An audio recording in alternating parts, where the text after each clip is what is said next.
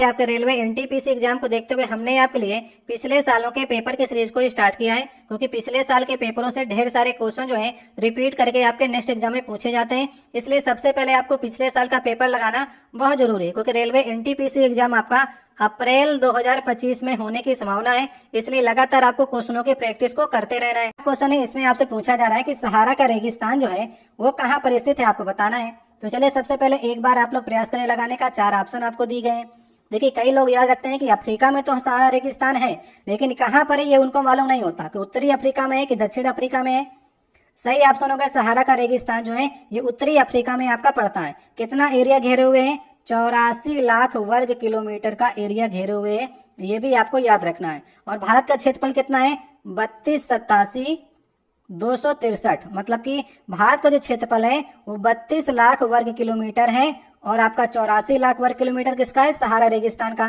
तो भारत जैसे लगभग 2.5 देश जो हैं इस सहारा रेगिस्तान के अंदर आ सकते हैं। सहारा रेगिस्तान से कई क्वेश्चन आपके एग्जाम पूछे जाते हैं। जैसे आपसे पूछा जाए कि चाड झील कहाँ पर है, तो चाड झील जो है वो सहारा रेगिस्तान के अंदर है। और पूछा जाता है आपसे कि बद्दू नामक जनजाति जो है ये कहाँ पर निवास करती है, तो बद्दू नामक जनजाति सहारा के रेगिस्तान में पाई जाती है। और सहारा के रेगिस्तान में सबसे ज्यादा मात्रा में जो जानवर पाया जाता है वो ऊंट पाया जाता है। ये आपको सब कुछ याद करके चलना है।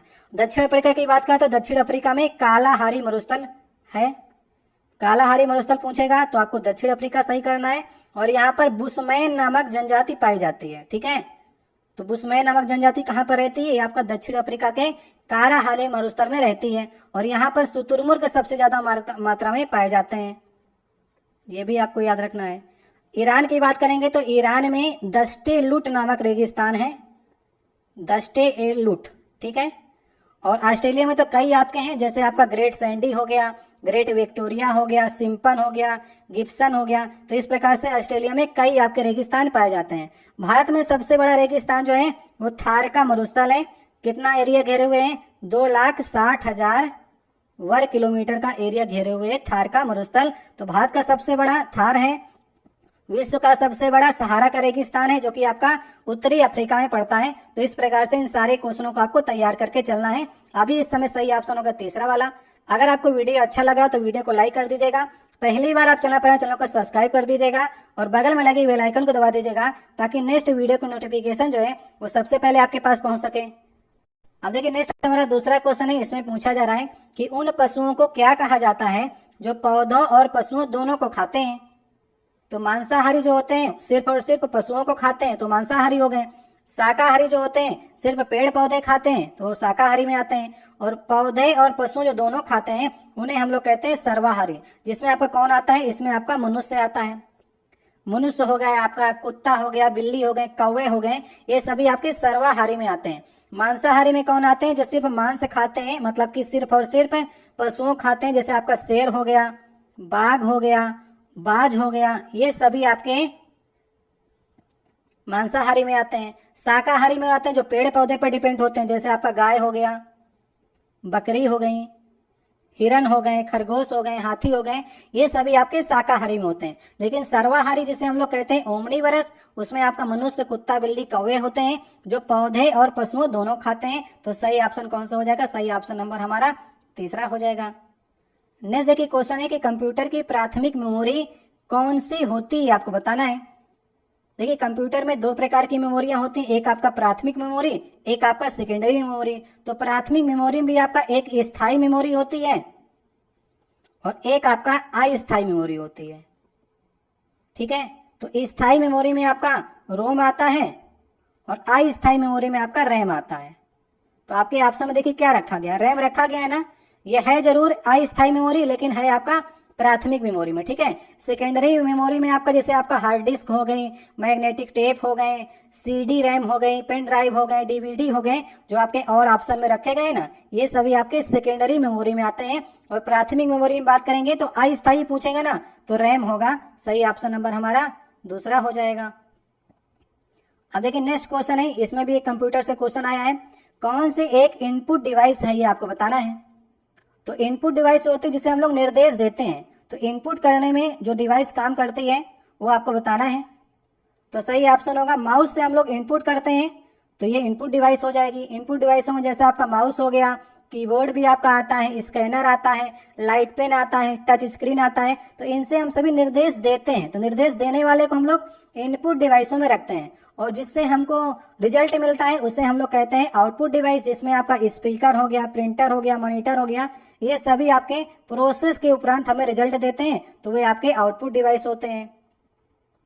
नेक्स्ट देखिए क्वेश्चन है कि इसमें पूछा जा रहा है कि मिसाइल मैन ऑफ इंडिया के नाम से किसे जाना जाता है, आपको बताना है। तो मिसाइल में योगदान जो दिया था वो डॉक्टर एपीजे अब्दुल कलाम ने दिया था। तो सही ऑप्शन होगा लास्ट वाला ऑप्शन। तो मिसाइल मैन ऑफ इंडिया कहा जाता है एपीजे अब्दुल कलाम को, याद रखिएगा आप लोग। अगर हम बात करेंगे भीष्म सहानी की, तो ये एक लेखक है जिन्होंने तमस नामक उपन्यास लिखा है। कई बार आपके एग्जाम में क्वेश्चन पूछा गया है। के सिवान कौन है? के सिवान जो है वो भूतपूर्व इसरो के चीफ रहे हैं जिन्होंने चंद्रयान 2 में योगदान दिया था। सीवी रमन का योगदान आपको मालूम है कि इन्हें 1930 में नोबेल प्राइज मिला है भौतिकी के लिए। प्रकाश के प्रकीर्णन के लिए 1930 में भौतिक शास्त्री सीवी रमन को नोबेल प्राइज मिला है। इसे भी आपको इन सबको ऑप्शनों को दे करके चलना है। सही ऑप्शन होगा लास्ट वाला। अब देखिए नेक्स्ट हमारा छठवां क्वेश्चन है। इसमें पूछा जा रहा है व्हाई आई एम हिंदू पुस्तक के लेखक कौन है, आपको बताना है। तो इसका सही ऑप्शन होगा ये शशि थरूर की पुस्तक है। लास्ट वाला ऑप्शन सही ऑप्शन होगा। सलमान रुश्दी की एक पुस्तक आपके एग्जाम में कई बार पूछी गई है, मिडनाइट चिल्ड्रन। इसे आप लोग याद कर लीजिएगा, ठीक है। ये कई बार आपके एग्जाम में ये भी क्वेश्चन पूछा गया है। तो मिडनाइट चिल्ड्रन जो पुस्तक है ये किसकी है? ये सलमान रुश्दी की है। सलमान रुश्दी की शालीमार पुस्तक भी है और फ्यूरी पुस्तक भी सलमान रुश्दी की है। ये दोनों पुस्तकें आपको याद रखनी है। चेतन भगत की कई पुस्तकें हैं, जैसे आपके एग्जाम में पूछी गई पुस्तक है 3 mistake of my life, half girlfriend, 1 Indian girl. ये आपका चेतन भगत की पुस्तकें हैं। भीष्म साहनी की मैंने आपको बताया कि भीष्म साहनी का तमस नामक उपन्यास लिखा है जो कि काफी फेमस हुआ है। तो भाई आई एम हिंदू पुस्तक के लेखक कौन है? शशि थरूर है। देखिए नेक्स्ट हमारा सातवां क्वेश्चन है केंडेलू जो उत्सव है ये कहाँ पर आयोजित किया जाता है, आपको बताना है।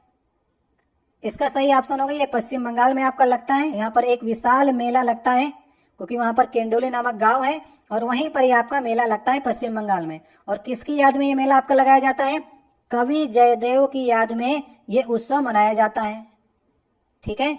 तो सही ऑप्शन होगा पश्चिम बंगाल और आपका तीसरे ऑप्शन में है ये।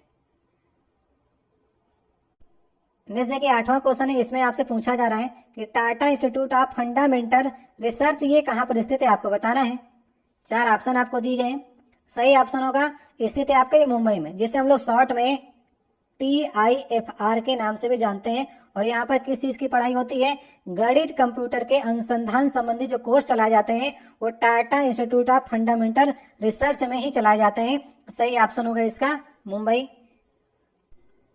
अब देखिए नेक्स्ट हमारा 9वां क्वेश्चन है। इसमें पूछा जा रहा है कि Indian council of medical research ने वर्ष कितने तक भारत से मलेरिया को खत्म करने हेतु शोध को प्राथमिकता देने, योजना बनाने और बढ़ावा देने हेतु मलेरिया एलिमिनेशन रिसर्च अलायंस, इसका शॉर्ट फॉर्म है मेरा इंडिया, का शुभारंभ किया है। तो आपको बताना है भारत से मलेरिया को खत्म करने के लिए भारत सरकार का लक्ष्य किस सन तक रखा गया है? तो सही ऑप्शन होगा 2030 तक, याद रखिएगा। तो कई जो लक्ष्य हैं भारत सरकार के वे भी आपके एग्जाम में पूछे जाते हैं। जैसे टीबी को खत्म करने के लिए भारत सरकार ने जो लक्ष्य रखा है वो 2025 रखा है। HIV को खत्म करने के लिए भारत सरकार ने लक्ष्य रखा है 2030 तक। वेटिंग टिकट को खत्म करके कन्फर्म टिकट को लागू करने के लिए 2027 लक्ष्य रखा गया है। इन सबको आपको याद रखना, याद रखेगा। दूध के उत्पादन को दुगना करने का लक्ष्य जो रखा गया है वो 2025 रखा गया है। इसके बाद बात करें $5 ट्रिलियन की इकोनॉमी बनाने का लक्ष्य रखा गया है, वो भी 2025 है। रेलवे ने अपना नेट जीरो कार्बन उत्सर्जन का जो लक्ष्य रखा है ये 2030 रखा है। और भारत ने अपना रखा है 2070। रेलवे ने रखा है कार्बन जीरो एमिशन के लिए 2030, भारत ने रखा है 2070। भारत जो है तीसरी सबसे बड़ी अर्थव्यवस्था बनने का जो लक्ष्य रखा गया है वो भी आपका 2030 का रखा गया है, ये भी आपको याद रखना है। और आपका चंद्रमा में अंतरिक्ष यात्री भेजने का लक्ष्य रखा गया है 2040 में, इसे भी आप लोग याद रखिएगा। विकसित भारत बनाने का लक्ष्य रखा गया है 2047 तक। ये सन सभी आपको याद रखने हैं, आने वाले एग्जाम में आपके पूछे जा सकते हैं। तो अभी मलेरिया का पूछा गया है, 2030 इसका लक्ष्य रखा गया है। नेक्स्ट देखिए क्वेश्चन है, पूछा जा रहा है कि अक्टूबर 2020 तक प्राप्त जानकारी के अनुसार किम जोंग उन जो है किस देश के सुप्रीम लीडर हैं, जिन्हें तानाशाह बोला जाता है ना, किम जोंग उन को। ये कहाँ के आपके सुप्रीम लीडर हैं? तो इसका सही ऑप्शन होगा उत्तर कोरिया के हैं, ठीक है, सही ऑप्शन लास्ट वाला हो जाएगा। चीन की बात करेंगे तो चीन के इस समय राष्ट्रपति कौन है? शी जिनपिंग है। ये भी आपके एग्जाम में क्वेश्चन पूछा जाता है, तो इसे आप लोग नोट डाउन कर लीजिएगा, जहाँ के राष्ट्राध्यक्ष आपके एग्जाम में पूछे जाए तो चीन के पूछा जाएगा तो शी जिनपिंग है। दक्षिण कोरिया में है यू सुक योल, ये आपके राष्ट्रपति हैं दक्षिण कोरिया के। जापान की बात करेंगे तो फूमियो किशिदा हैं, फूमियो किशिदा ये प्रधानमंत्री हैं जापान के। और उत्तर कोरिया के आपसे पूछा था तो किम जोंग उन है, सही ऑप्शन होगा लास्ट वाला। और अभी भी है, ये 2020 का आपसे आंकड़ा पूछा है तो 2024 में भी आपसे लेटेस्ट मैंने आपको बताया हुआ है जो अभी भी बने हुए हैं आपके। नेक्स्ट देखिए क्वेश्चन है कि अंतरराष्ट्रीय श्रम संगठन की स्थापना कब हुई थी, आपको बताना है। तो ये स्थापना हुई थी 28 जून 1919 को, सही ऑप्शन होगा ऑप्शन नंबर हमारा तीसरा। और इसका मुख्यालय कहाँ पर है? मुख्यालय आपका जिनेवा स्विट्जरलैंड में अंतरराष्ट्रीय श्रम संगठन, जिसे शॉर्ट फॉर्म में ILO कहते हैं, तो जिनेवा स्विट्जरलैंड में इसका मुख्यालय है। श्रमिकों की स्थिति सुधारने के लिए अंतरराष्ट्रीय श्रम संगठन की स्थापना की गई थी और इसकी 50वीं जब वर्षगांठ मनाई गई, 50वीं वर्षगांठ थी 1969 में, तब इसे नोबेल प्राइज भी मिला। इस संगठन को किसका नोबेल प्राइज मिला था? शांति का नोबेल प्राइज मिला था, ये भी आपको याद रखना है। तो सही ऑप्शन नंबर हमारा कौन सा होगा? तीसरा वाला। अब देखिए नेक्स्ट क्वेश्चन है, पूछा जा रहा है अभी आपसे 11 अप्रैल से 19 मई 2019 तक, ये पुराना पेपर है क्योंकि NTPC का पेपर आपका 2021 में हुआ था, तो इसमें 2019 से संबंधित चुनाव से क्वेश्चन पूछे गए थे कि लोकसभा के जो चुनाव थे वो कितने चरण में कराए गए थे। अभी हम लोग चेंज कर लेते हैं, अभी जो आपके 2024 के चुनाव हुए हैं उनको हम लोग देख लेते हैं कि 19 अप्रैल से ये स्टार्ट किए गए थे और चले आपके 1 जून तक, क्योंकि 4 जून को रिजल्ट आया है आपका। तो 19 अप्रैल से लेकर के 1 जून 2024 तक जो लोकसभा के चुनाव हुए हैं वो कितने चरण में हुए आपको बताना है। तो ये भी आपके 7 चरण में हुए हैं, पिछले वाले भी आपके 7 चरण में होते, दोनों 7 चरण में हुए हैं, ठीक है। तो सही ऑप्शन होगा पहला वाला, इस समय भी 2024 में भी और पुराने भी, केवल डेट चेंज हो गई है वो मैंने आपको बता दिया है। अब देखिए नेक्स्ट क्वेश्चन है, 11वीं पंचवर्षीय योजना जो है उसमें GDP का लक्षित वार्षिक औसत विकास दर कितनी थी आपको बताना है। तो 11वीं जो पंचवर्षीय योजना थी कब से कब तक चलाई गई थी? 2007 से लेकर के 2012 तक ये आपकी योजना चली थी और इसका लक्ष्य क्या था? तीव्रतम एवं समावेशी विकास जो है इस 11वीं पंचवर्षीय योजना का लक्ष्य था। और अगर हम विकास दर की बात करेंगे तो लक्ष्य रखा गया था 9% का, सही ऑप्शन होगा पहला वाला। तो लक्ष्य रखा गया था 9% का, इसने हासिल किया था 8.3% का लक्ष्य हासिल किया गया, तो इसको सफल योजनाओं में मानी जाती है। तो सही ऑप्शन हमारा हो जाएगा पहला वाला। तो लक्ष्य रखा गया था 9 का, लेकिन 8.5 के करीब रही तो ये सफल मानी जाएगी आपकी। देखिए नेक्स्ट क्वेश्चन है हमारा, इसमें पूछा जा रहा है कि किसे आर्थिक विज्ञान के लिए नोबेल पुरस्कार से सम्मानित किया गया था। तो 4 ऑप्शन दिए गए। तो अर्थशास्त्र का नोबेल मिला है, किसे मिला है? अमर्त्य सेन को मिला है। कब मिला था? 1998 में मिला था। अभी देखिए नेक्स्ट जो है, अगर बात करें अर्थशास्त्र का जो नया आपको नोबेल मिला है वो अभिजीत बनर्जी को मिला है 2019 में, ये भी आपको याद रखना है, ठीक है। अभिजीत बनर्जी को 2019 में मिला है, ये लेटेस्ट आंकड़ा भी आपको याद रखना है। सुकुमार सेन की बात करेंगे, सुकुमार सेन कौन है? पहले चुनाव आयुक्त थे जो कि 1950 से लेकर के 1958 तक रहे हैं, पहले चुनाव आयुक्त थे ये। जयप्रकाश नारायण एक राजनेता थे, दादा भाई नौरोजी एक स्वतंत्रता सेनानी थे। तो सही ऑप्शन कौन सा होगा? अमर्त्य सेन, दूसरा वाला ऑप्शन सही ऑप्शन होगा। अब देखिए नेक्स्ट क्वेश्चन है कि मृगनयनी का महल ये कहाँ पर स्थित है आपको बताना है। मृगनयनी का महल स्थित है आपका मध्य प्रदेश में, मध्य प्रदेश के ग्वालियर में, सही ऑप्शन होगा लास्ट वाला ऑप्शन। राजा मान सिंह ने, याद रखिएगा, राजा मान सिंह ने अपनी पत्नी मृगनयनी के लिए बनवाया हुआ था, तो इसी के नाम से मृगनयनी महल नाम पड़ गया है। और इसे गुजरी महल भी कहा जाता है, ठीक है। आपके एग्जाम में पूछा जाए गुजरी महल या फिर मृगनयनी का महल, वो इसी को कहा जाता है। तो कहाँ पर है ये? MP के ग्वालियर में स्थित है। नेक्स्ट देखिए क्वेश्चन है कि विसरण एक प्रक्रिया है जिसके द्वारा क्या होता है। तो विसरण एक प्रक्रिया है जिसके द्वारा होता है कि ऑक्सीजन जो है वो पूरी प्लाज्मा झिल्ली के अंदर जा सकती है। जो हमारी कोशिका होती है वो प्लाज्मा झिल्ली से ऑक्सीजन का आदान प्रदान जो होता है वो विसरण के द्वारा होता है, ऑस्मोसिस के द्वारा होता है। तो सही ऑप्शन नंबर हमारा हो जाएगा तीसरा वाला। अब देखिए नेक्स्ट क्वेश्चन है, कॉपी किए गए टेस्ट को पेस्ट करने के लिए शॉर्टकट कुंजी कौन सी है, ये आपको बताना है। तो कॉपी तो आप करेंगे कंट्रोल सी से, लेकिन पेस्ट करेंगे कंट्रोल वी से। सही ऑप्शन होगा दूसरा वाला। तो कॉपी के लिए जो हो गया कंट्रोल सी हो गया, पेस्ट के लिए आपका हो गया कंट्रोल वी, और कट के लिए अगर आपको कहीं पर से कट करके मान लीजिए इसको कट करना है तो कंट्रोल प्लस एक से दबाइए, कट जाएगा, और जहां पर पेस्ट करना हो कंट्रोल वी से उसे पेस्ट कर दीजिए। कंट्रोल प्लस पी का प्रयोग करते हैं हम लोग प्रिंट आउट निकालने के लिए। कंट्रोल प्लस पी का करेंगे तो प्रिंट आउट में आपको प्रीव्यू दिखा देगा, फिर आप उसे निकाल सकते हैं। तो अभी आपसे पेस्ट पूछा गया था तो सही ऑप्शन होगा दूसरा वाला। नेक्स्ट देखिए क्वेश्चन है, एक वयस्क मानव के हृदय का औसत वजन लगभग कितना होता है, आपको बताना है। तो अगर हृदय की बात करेंगे, हृदय का जो औसत वजन होता है वो आपका 300 ग्राम होता है। ठीक है, आपके एग्जाम में देखिए मस्तिष्क का ही पूछता है, तो मस्तिष्क का आप लोग याद कर लीजिएगा। मस्तिष्क का जो वजन होता है वो 1400 ग्राम होता है। अगर आपसे पूछता है किडनी का, आपसे पूछे किडनी का अगर आपसे पूछता है तो किडनी जो होती है वो 140 ग्राम की होती है। ये तीनों का आपको याद रखना है। मस्तिष्क होता है 1400 ग्राम, किडनी होती है 140 ग्राम, और हृदय होता है 300 ग्राम का। कमेंट बॉक्स में बताइएगा कि विश्रामा अवस्था में 1 मिनट में हृदय कितने बार जो है धड़कता है।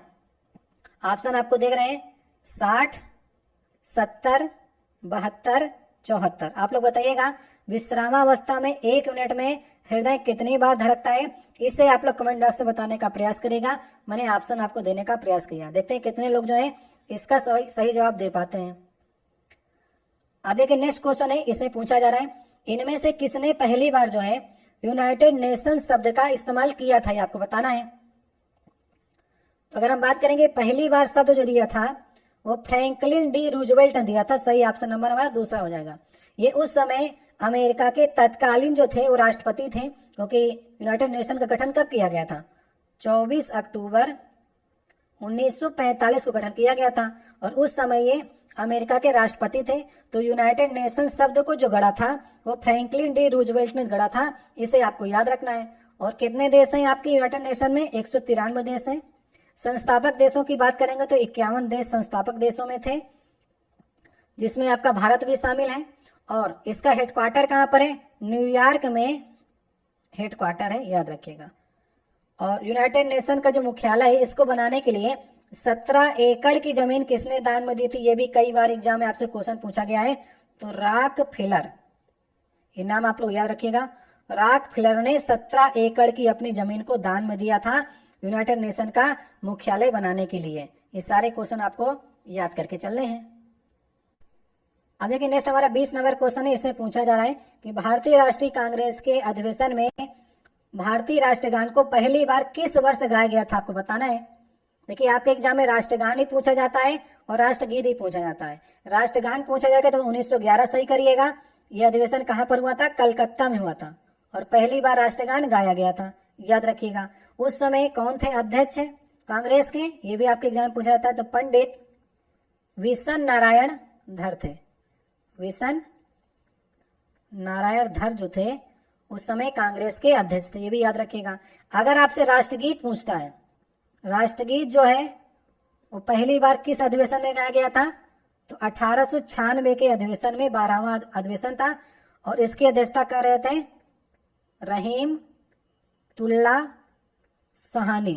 ठीक है, रहीमतुल्ला सहानी जो थे वो इसकी अध्यक्षता कर रहे थे। तो 1896 में राष्ट्रगीत गाया गया था। 1911 में कलकत्ता अधिवेशन में पहली बार राष्ट्रगान गाया गया था। ये भी आपको दोनों चीजों को याद रखना है। अब देखिए नेक्स्ट हमारा 21 नंबर क्वेश्चन है। इसमें पूछा जा रहा है कि चंद्रमा पर उतरने वाला पहला अंतरिक्ष यान कौन सा था, ये आपको बताना है। तो जिससे नील आर्मस्ट्रांग ने पहली बार चंद्रमा पे कदम रखा था वही आपका यान है, जिसका नाम था अपोलो 11, याद रखिएगा। 1969 में ये चंद्रमा पर उतरा था, और ये कहाँ का था, अमेरिका देश का यान था। ठीक है, इसे भी आपको याद रखना है। तो नील आर्मस्ट्रांग तो पहले थे। दूसरे भी आपके एग्जाम में पूछा जाता है, दूसरा कदम किसने रखा था, तो एडविन एल्ड्रिन, उन्हीं के साथ में गए थे, लेकिन पहले वो उतर गए तो उनको आप लोग याद रखने लगे। सेकेंड नंबर पर जो उतरे थे चंद्रमा पर वो एडविन एल्ड्रिन थे, ये भी आपको याद रख के चलना है, ठीक है। तो सही ऑप्शन होगा अपोलो 11। अब देखिए नेक्स्ट हमारा 22 नंबर क्वेश्चन है, इसमें से कौन सी महारत्न दर्जे से प्राप्त कंपनी नहीं है, आपसे पूछा जा रहा है, ठीक है। तो 3 इसमें आपकी हैं और 1 इसमें वो कंपनी महारत्न की नहीं है। मैंने आपको बताया था कि महारत्न कंपनियां वे कंपनियां होती हैं जिनका 3 वर्ष का कारोबार का जो औसत होता है वो 25,000 करोड़ का होता है। तो इस समय महारत्न कंपनियों की संख्या लगभग आपकी 13 है। तो कौन सी नहीं है, सही ऑप्शन होगा MTNL। MTNL जो है नवरत्न कंपनियों में आपकी आती है। फुल फॉर्म होता है महानगर टेलीफोन निगम लिमिटेड। ये कंपनी आपकी महारत्न में नहीं है। जैसे IOCL ये भी आपकी है, भेल भी आपकी है, गेल भी आपकी है, सेल भी आपकी है, BPCL भी आपकी महारत्न कंपनियों में आती है, ONGC भी आपकी आती है, IOC भी आपकी आती है। तो इस प्रकार से 13 कंपनी आपकी महारत्न में आएंगी और ये MTNL कंपनी जो है ये आपकी महारत्न कंपनियों में नहीं आती। तो सही ऑप्शन होगा पहला वाला ऑप्शन। नेक्स्ट देखिए क्वेश्चन है कि नृत्य पूछा जा रहा है कि चेडी जो नृत्य है इसकी उत्पत्ति किस राज्य से हुई है, आपको बताना है। हिंदी में देखिए चेडी लिखा गया, लेकिन इंग्लिश में देखिए इसको लिखा जाता है छरही। छरही नृत्य आपको बताना है किस राज्य में इसकी उत्पत्ति हुई है। इसका सही ऑप्शन होगा ये छरही नृत्य जो है वो हिमाचल प्रदेश का नृत्य है, ठीक है, याद रखेगा। हिमाचल प्रदेश के कई नृत्य आपके एग्जाम में पूछे जाते हैं, जैसे आपका धमाल नृत्य हो गया, ये भी आपका हिमाचल प्रदेश का है। डांडी नृत्य आपका जो हो गया ये भी आपका हिमाचल प्रदेश का है। थाली हो गया, इन्हें भी आप लोग याद करके चलिएगा। चंबा नृत्य भी आपका हिमाचल प्रदेश का है और डंडा नाच ये भी आपका हिमाचल प्रदेश का नृत्य। तो इतने नृत्य आपको याद करके चलना है। तो सही ऑप्शन होगा तीसरा वाला ऑप्शन। नेक्स्ट देखिए 24 नंबर क्वेश्चन है, पुरातात्विक स्थल आपसे पूछा गया है कि सरकोडता जो है ये किस राज्य में है, आपको बताना है। तो ये हड़प्पा कालीन है आपका। तो हड़प्पा कालीन ये स्थल जो है ये गुजरात में आपका पड़ता है, याद रखना है आपको। देखिए 2 आपको याद रखिएगा, एक आपको लोथन याद रखना है। लोथन और सरकोडता जो है ये दोनों बंदरगाह थे हड़प्पा कालीन, ठीक है। तो सही ऑप्शन होगा लास्ट वाला। राजस्थान में अगर पूछेगा राजस्थान में कौन सा स्थल है हड़प्पा कालीन, तो कालीबंगा है। कालीबंगन जो है ये राजस्थान में आपका पड़ता है। पंजाब का अगर आपसे पूछता है तो रोपड़ जो है ये पंजाब में आपका पड़ता है। बिहार में तो कोई था ही नहीं। तो सही ऑप्शन कौन सा होगा, सही ऑप्शन नंबर हमारा चौथा हो जाएगा। अब देखिए नेक्स्ट क्वेश्चन है, भारत में सिजदा नामक प्रथा को किसने स्टार्ट किया था, आपको बताना है।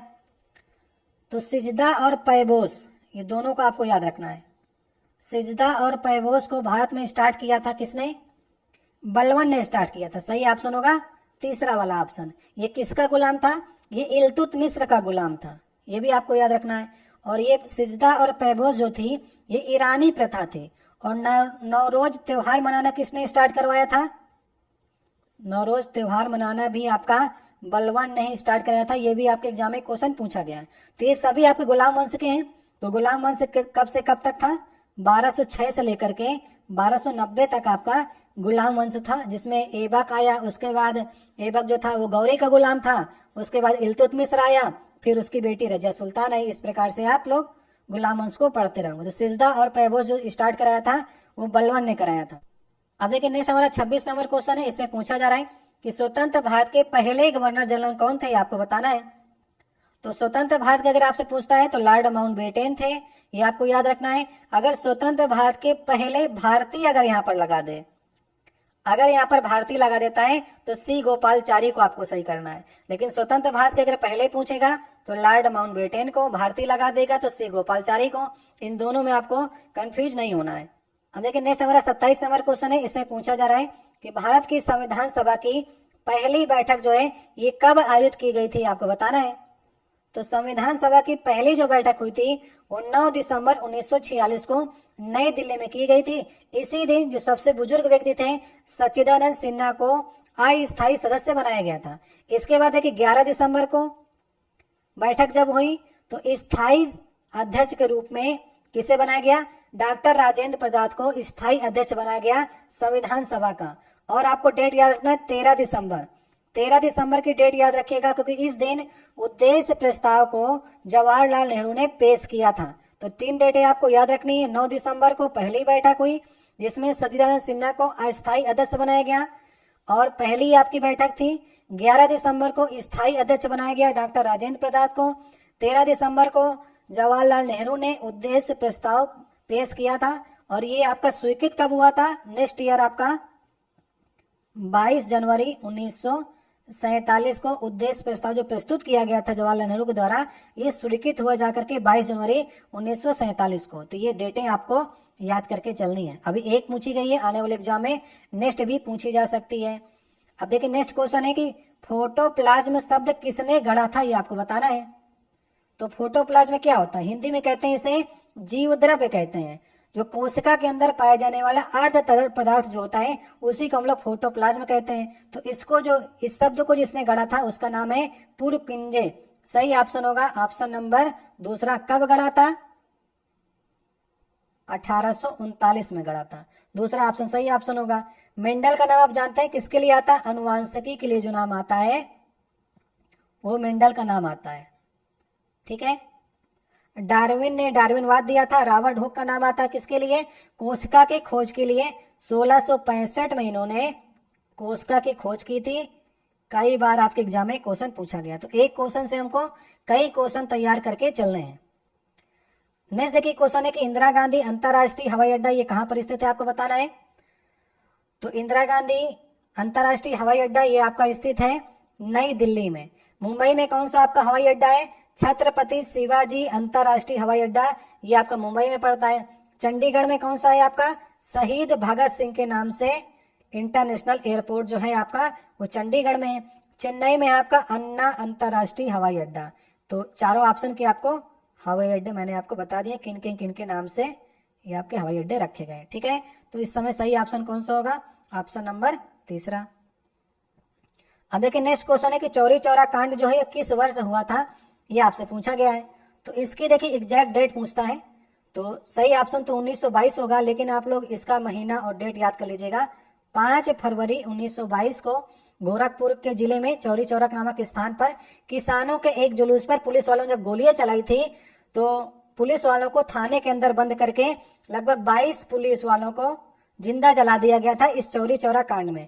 इसी के कारण जो है गांधी जी नाराज हो गए थे और 12 फरवरी 1922 को जब गांधी जी को मालूम चला कि उनके असहयोग आंदोलन के दौरान जो है वो जिंदा जला दिया गया पुलिस वालों को, तो उन्होंने 12 फरवरी 1922 को अपना असहयोग आंदोलन जो है वो स्थगित कर दिया था। यह भी आपको याद रखना है। पिछले वाले सेट में क्वेश्चन पूछा गया था कि किस घटना के बाद गांधी जी ने अपना असहयोग आंदोलन को बंद कर दिया था या रद्द कर दिया था। तो वो घटना है आपकी चौरी चौरा कांड।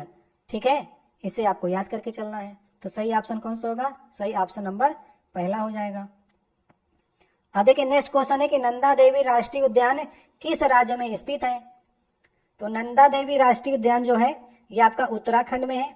आपके एग्जाम में देखिए जिम कार्बेट ही पूछता है।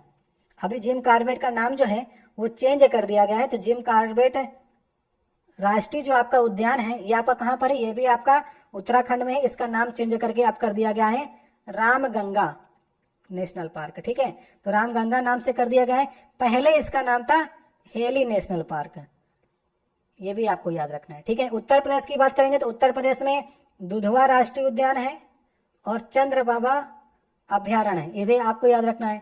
बिहार की बात करेंगे तो कैमूर वन्य जीव अभ्यारण्य जो है वो आपका बिहार में पड़ता है। मध्य प्रदेश में कई हैं आपके, जैसे आपका कान्हा हो गया, पंचमढ़ी हो गया, पेंच हो गया, बांधवगढ़ हो गया। इस प्रकार से कई आपके मध्य प्रदेश में पढ़ते हैं। तो अभी आपसे नंदा देवी पूछा गया था, सही ऑप्शन होगा पहला वाला। नेक्स्ट देखिए क्वेश्चन है कि सिख धर्म के पहले गुरु कौन थे, आपको बताना है। तो सिख धर्म के पहले जो गुरु थे ये गुरु नानक देव थे। सही ऑप्शन नंबर हमारा तीसरा हो जाएगा। और इन्होंने ही संगत और पंगत स्टार्ट की थी। कई बार आपके एग्जाम में क्वेश्चन पूछा गया है। संगत और पंगत किसने स्टार्ट की थी? गुरु नानक देव ने स्टार्ट की थी। संगत मतलब होता है धर्मशाला की स्थापना करना और पंगत मतलब होता है कि लंगर को खिलाना। गुरु नानक देव जी ने ये स्टार्ट कराई थी। अगर हम बात करें कि 10वें गुरु कौन थे तो आपके गुरु गोविंद सिंह थे। आपको ये भी याद रखना है। इन्होंने जितने सिख धर्म वाले थे उनके नाम के आगे सिंह जोड़ना अनिवार्य कर दिया था। और 5 चीजें जो है 5 ककार को भी अनिवार्य किया था। 5 ककार कौन कौन से थे जो आपको सिख धर्म वालों को लेकर चलने ही चलने हैं? केस, कंघा, कृपाण, कच्छा, कड़ा। मतलब ये 5 चीजें सिख धर्म के जो भी अनुयायी हैं उनके पास होनी ही चाहिए। इनको लागू किया था गुरु गोविंद सिंह ने, ये 10वें गुरु थे। अगर हम रामदास की बात करेंगे, रामदास जी की, तो ये चौथे आपके गुरु थे। इन्होंने क्या कार्य कराया था? इन्होंने अमृतसर नामक जो जलाशय था उसको खुदवाया था, और अमृतसर शहर की स्थापना जो की थी वो रामदास ने की थी। और यहाँ पर नाम आया है गुरु हरविंद सिंह जी ने। इन्होंने, इनका योगदान क्या है? ये 6वें गुरु थे। इनका योगदान है अमृतसर की किला जो था उसकी किलेबंदी की थी, और नगाड़ा बजाने की प्रथा जो स्टार्ट की थी वो गुरु हरविंद सिंह जी ने की थी। ये सारे क्वेश्चन आपके एग्जाम में पूछे जाते हैं। अब देखिए नेक्स्ट हमारा 33 नंबर क्वेश्चन है। इससे पूछा जा रहा है कि निम्नलिखित में से वो कौन सा पशु ऊतक का प्रकार नहीं है? ये आपसे पूछा गया है। 4 ऑप्शन आपको दिए गए यहाँ पर देखिए, त्वचीय ऊतक, पेशी ऊतक, संयोजी ऊतक। ये तीनों जो आपके दिए गए हैं ये पशु ऊतक के प्रकार होते हैं। पशु ऊतक 4 प्रकार के होते हैं। एक आपका जिसे त्वचीय ऊतक लिखा गया है, इसे हम लोग कहते हैं उपकला ऊतक। फिर आपका संयोजी ऊतक हो गया, पेशी ऊतक हो गया, और तंत्रिका ऊतक भी इसी आपके पशु ऊतक में माना जाता है। तो 4 प्रकार के आपके होते हैं। ये पहला जो लिखा गया है मेरिस्टेमेटिक ऊतक, इसे हिंदी में कहते हैं विभाज्योत्मक ऊतक, जो कि पशु ऊतक का प्रकार नहीं है, ये पादप ऊतक का प्रकार है। ठीक है, तो इसमें एक पादप का रख दिया है, 3 जो रखे गए हैं वे पशु ऊतक के रखे गए हैं। सही ऑप्शन होगा पहला वाला। अब नेक्स्ट देखिए क्वेश्चन है कि सार्क के सदस्य देशों की संख्या कितनी है, ये आपको बताना है। तो सार्क देशों की संख्या कितनी है? सही ऑप्शन होगा 8 है। कौन कौन से देश हैं आपके? भारत हो गया, पाकिस्तान हो गया, बांग्लादेश हो गया, नेपाल हो गया, भूटान हो गया, श्रीलंका, मालदीव और अफगानिस्तान। ये 8 देश जो मैंने आपको बताए ये सभी सार्क देश हैं। और सार्क का फुल फॉर्म क्या होता है? The south Asian association of regional corporation. ठीक है, ये सार्क का फुल फॉर्म होता है। इसका मुख्यालय कहाँ पर है? इसका मुख्यालय काठमांडू में है। याद रखिए, कई बार आपके एग्जाम में क्वेश्चन पूछा गया है। इसका मुख्यालय काठमांडू नेपाल में है। स्थापना की गई थी सार्क की 1985 में, और पहला जो शिखर सम्मेलन हुआ था वो ढाका में हुआ था। ठीक है, तो कंफ्यूज मत होइएगा, पहला शिखर सम्मेलन ढाका बांग्लादेश में हुआ, मुख्यालय लेकिन काठमांडू नेपाल में है। 1985 में इसकी स्थापना की गई थी। कितने सदस्य देश हैं? 8। मैंने देशों के नाम आपको गिना दिए हैं। अब देखिए नेक्स्ट क्वेश्चन है, माइकल ओ डायर की हत्या किस भारतीय क्रांतिकारी ने की थी? आपको बताना है। देखिए 2 नाम आपको याद रखना है। जब जलियांवाला बाग कांड हुआ था 13 अप्रैल 1919 को, तो उस समय 2 आपके डायर थे। एक आपके माइकल ओ डायर थे, वे पंजाब के भूतपूर्व जो थे उस समय, मतलब कि 1919 में, ये आपके लेफ्टिनेंट गवर्नर थे माइकल ओ डायर। और एक नाम आता है जनरल डायर का। तो ये दोनों डायर उस समय थे जब आपका जलियांवाला बाग कांड हुआ था। लेकिन जो जनरल डायर थे वो 1927 में उनकी नेचुरल डेथ हो गई थी। लेकिन माइकल ओ डायर जो आपके उस समय लेफ्टिनेंट गवर्नर थे, इनको 1940 में उधम सिंह ने लंदन में जाकर के मारा था, इसी जलियांवाले बाग कांड के कारण। फिर इसके बाद ये खड़े रहे, उनको फिर पकड़ लिया गया। बाद में उधम सिंह को फांसी की सजा भी दे दी गई थी। ये गदर पार्टी से भी जुड़े थे उधम सिंह, याद रखिएगा आप लोग। ठीक है, तो माइकल ओ डायर और जनरल डायर 2 अलग अलग आपके व्यक्ति हैं ये। नेक्स्ट देखिए क्वेश्चन है, इसमें से किसे आधुनिक वनस्पति विज्ञान का जनक माना जाता है? ये 4 ऑप्शन आपको दिए गए हैं। तो आधुनिक वनस्पति विज्ञान का जनक माना जाता है कैरोलस लिनियस। सही ऑप्शन होगा तीसरा वाला ऑप्शन।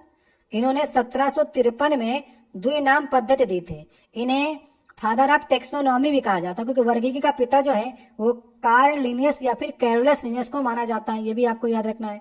अगर हम जीव विज्ञान के जनक कहेंगे तो जीव विज्ञान के जनक अरस्तु हैं। वनस्पति की बात करेंगे तो कार्ल लिनियस या फिर कैरोलस लिनियस आपके एग्जाम में पूछा जाएगा।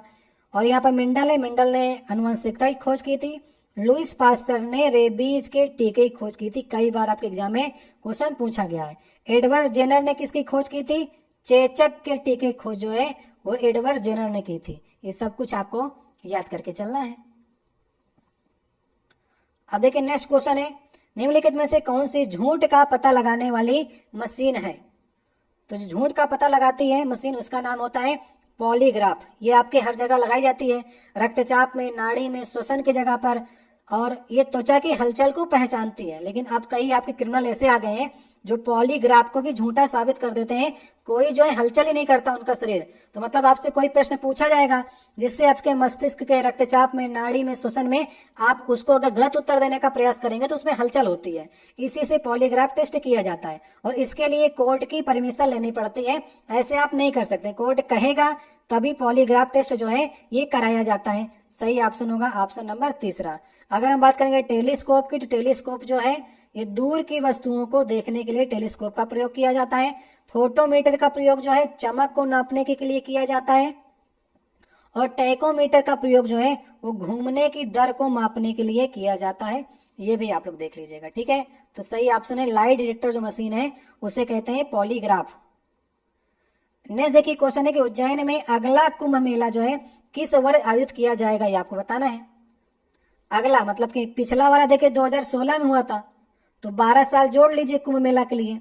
नेक्स्ट वाला होगा 2028 में। सही ऑप्शन होगा ऑप्शन नंबर पहला। 4 जगह देखिए कुंभ का मेला लगता है। एक आपका उज्जैन हो गया, दूसरा आपका हरिद्वार हो गया और तीसरा आपका प्रयागराज हो गया और चौथा है आपका नासिक महाराष्ट्र में। तो 4 जगह जो है कुंभ के मेले लगते हैं और 2 नदियां में मतलब कि हरिद्वार और प्रयागराज में गंगा नदी किनारे लगता है। नासिक में देखिए गोदावरी नदी किनारे लगता है और उज्जैन में क्षिप्रा नदी किनारे लगता है। ये नदियां भी आप लोग याद करके चलिएगा। तो 2028 में देखिए उज्जैन में लगेगा। अगर हम प्रयागराज की बात करेंगे तो अगले साल देखिए 2025 में कुंभ मेला लगने वाला है प्रयागराज में, ये भी आपको याद रखिएगा। हरिद्वार की बात करेंगे तो हरिद्वार में 2033 में लगेगा और नासिक की बात करेंगे नासिक में 2027 को लगेगा, ठीक है। ये डेटे आप लोग याद रखिएगा।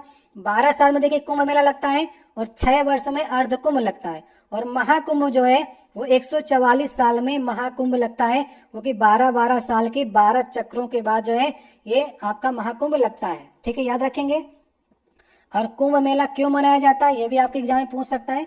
तो समुद्र मंथन में अमृत कलश मिला था, तो अमृत कलश में देवताओं और राक्षसों के मध्य में 12 दिन युद्ध चला था अमृत पीने के लिए, ठीक है। तो इसीलिए 12 वर्ष बाद जो है कुंभ मेला लगता है। और जब ये छीना झपटी हो रही थी तो इसकी कुछ बूंदे जो है वो 4 जगह पर गिरी थी, हरिद्वार, प्रयागराज, नासिक में और उज्जैन में। ये 4 जगह गिरी थी, तो उसी कारण से यहाँ पर कुंभ मेला जो है 12 वर्षों के अंतराल में लगाया जाता है।